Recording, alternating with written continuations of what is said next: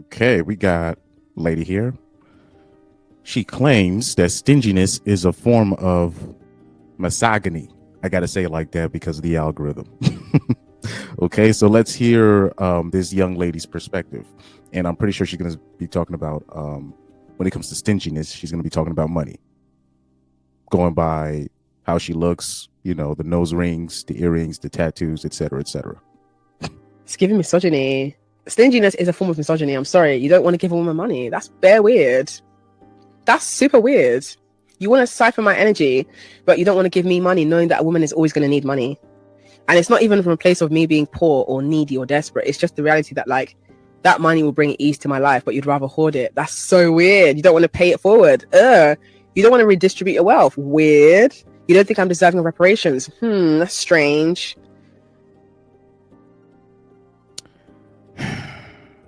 It's not that men don't want to give women money. Men probably just don't really want to give you money. Right? It's kind of, the same reason why when we talk about, how the topic of black male athletes now preferring to be with Caucasian women, it's really not because of giving money per se, but is what they're already asking for up front. And you don't even realize, the black male athletes, they're going to eventually give their woman the money, or the Caucasian woman he's with the money. But if you're already on scammer mode, if you're already aiming for his money, asking how much money he's making on the first date or on the first meet, it's probably going to go bad for you. But there's been a lot of women that have been coached by street workers or former street workers like her to basically, if you don't like the guy, ask for money on the first date. And they kind of basically look at it as a win-win, because if he says no, well, you weren't attracted to him anyways, and if he says yes, well, at least you got something out of it. So that's, and I've said this on this channel a lot, there's a lot of women being coached, being told by older women to do this. You know what I mean? So let's also rewind this real quick. Let's do a quick run through. Right? Let's play it a little bit fast and replay what she said, and let's break it down a little bit more. It's giving misogyny. Stinginess is a form of misogyny. I'm sorry. You don't want to give a woman money. That's bare. So, like I said, I don't like it. Clearly, this is why I also tell women, don't take advice from street workers, particularly. Well, technically, you're not really supposed to be taking dating advice from black women in general, but especially when you're talking about street walkers or former street walkers like her, or former escorts or current escorts, because they have no idea what love from a real man is. Because what she doesn't understand is, a man that really loves you, he'll give you more than money. Like he'll give you more than that. He'll literally give you his last. He'll give you way more than money, right? But this is something that particularly women that haven't experienced real love from a real man, right? Because unfortunately, when you're talking about street workers, women in the industry, the only men, like, first of all, their mom probably ran their biological father away. And then on top of that, they probably dealt with a stepfather that was a perv, an uncle that was a perv. You know what I mean? Or the first men that she has came into interaction with are dudes that's just trying to sleep with her. You know what I mean? That's like her first interaction with men in general. So this is the problem, where you always got to consider the source. Women are quick to question men when men say, oh, when men are giving other men advice about dating and stuff like that, they're always so quick to say, who hurt you and who did this to you? But really, you guys should be asking those questions of your fellow sisters, your fellow women in arms. Who hurt you and who hurt them?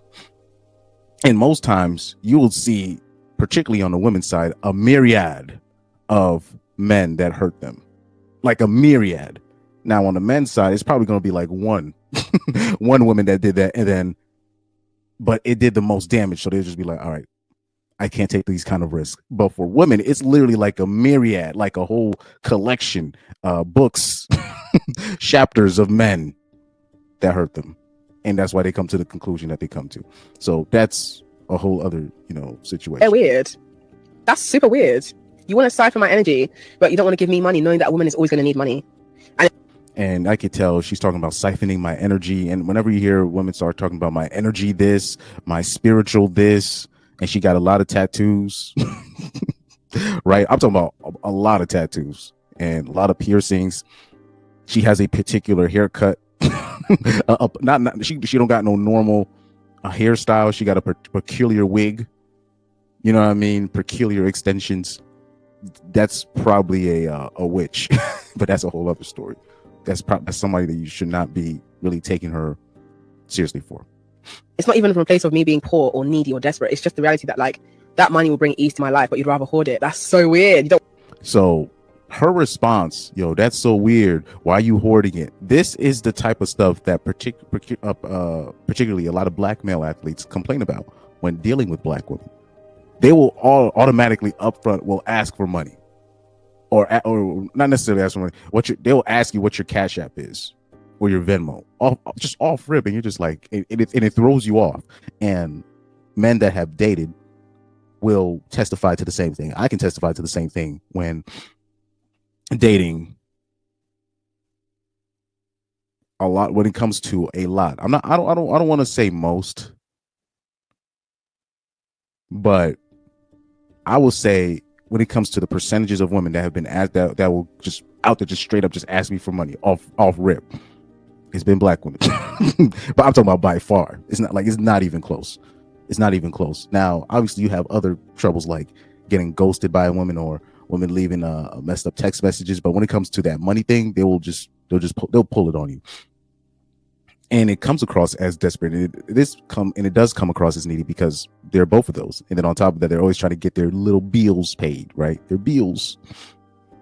And a lot of those ladies, they don't even understand. If you do come across a man that will just give you that kind of money, you're basically on escort / sugar baby status, which they probably don't mind at first, but they don't understand that role.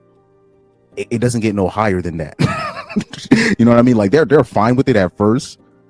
And even if you say that, yo, you basically on the escort role now, they don't care until they try to ask for way more than what's in their wheelhouse. And then they get shocked. You know what I mean? Or they get shocked on what kind of guy they attract. But that's on them. That's on them, but this is why you got to kind of put this kind of stuff out there. Want to pay it forward? You don't want to redistribute your wealth. Weird. You don't think I'm deserving reparations? That's strange. But yeah, any woman with this kind of an attitude, most dudes are just going to be turned off by it. And like I said, if there's any ladies listening to this, a man that actually cares about you, money won't even be an issue. Like he's going to give you way more. Like he'll give you way more than money. A guy that actually cares about you. Money will be an afterthought. You show a guy a little bit of respect, he's already, like, the bar is very low in terms of like just being kind to the average man, right? So let's look at her page, right? And when I took a look at her page, it told me everything I needed to know. Right. First of all, she's British, so that's already strike number one. You already know what the strike number two is, and number three. We just look at her page. We just look at her, and this is the first thing I see. This is the first thing I see on her Instagram page. So you're just like, oh, we kind of know what kind of person you are. Let's read this caption here. After 2 sold-out shows at Leicester Square. Oh, of course, I knew she was British. Chidera Egru, aka the Slum Flower, is back with an even bigger message. The patriarchy's worst nightmare is a woman who knows her worth and acts on it. Okay, that's all I need to see right there. You know what I mean? Well, unfortunately, what a lot of dudes got to understand is there's a lot of women taking advice from women like this, and this is like a full on, like, she's like, if you just looking at her, you already know what she used to do. You already know what kind of time she was on. But there's a lot of ladies taking advice from women like this, like completely broken women, right? They always say that there's, like, I guess, a lonely man crisis, and there's a crisis of men listening to Andrew Tate. No, we have a crisis of women listening to street workers on Twitter, TikTok, YouTube, etc., that never gets called out. I'm talking about that. I'm talking about it never gets called out. Pages are never getting demonetized. They just get to grow organically. She's got like, well, excuse me. She's got 405,000 followers. I mean, bruh. I mean, really?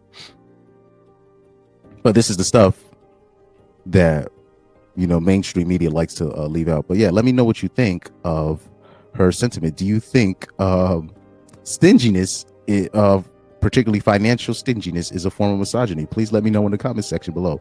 Take care.